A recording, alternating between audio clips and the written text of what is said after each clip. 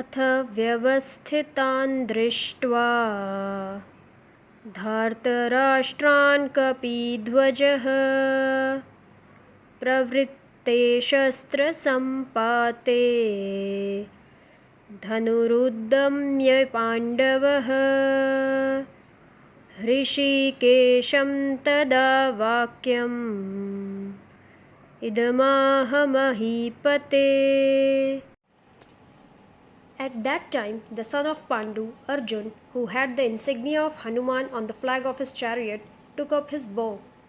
Seeing your sons arrayed against him, O king, Arjun then spoke the following words to Sri Krishna. Here, Sanjay addresses Arjun by another name, Kapidhwaj, which means monkey bannered. This denotes the presence of the mighty monkey god Hanuman on Arjun's chariot. It so happened that once Arjun became very boastful of his archery skills and quipped at Sri Krishna. He said, I do not understand why during Lord Ram's time the monkeys worked so hard to make a bridge from India to Lanka with heavy stones. If I was there, I would have made a bridge of arrows. The omniscient Lord asked him, All right, go ahead, show me your bridge. Very skillfully, Arjun shot thousands of arrows and made a huge bridge. Now, it was time to test it. Sri Krishna called upon great Hanuman for the job. As soon as Hanuman started walking on the bridge, it started crumbling under his feet.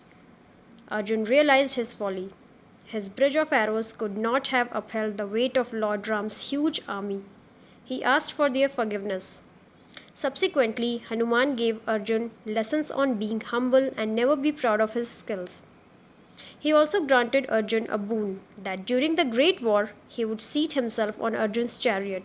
Therefore, Arjun's chariot flag carried the insignia of the great Hanuman. This verse marks the moment of transition from external preparations to internal reflection. Arjun, identified here as Kapidhwaj, symbolizes great strength and divine protection. As he sees the Kaurava army ready for battle, he instinctively picks up his bow, prepared for war. But before action, he turns to Krishna for guidance. This moment reveals the beginning of Arjun's inner turmoil. The warrior, though equipped with divine allies and purpose, feels the weight of the situation. His turning to Krishna signifies the soul turning towards the divine in a moment of moral and emotional crisis. Before facing the external war, the real battle begins within.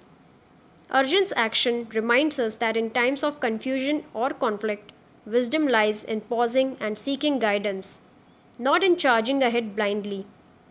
When we turn to the inner voice of clarity, that is Krishna within, we begin the journey from reaction to realization.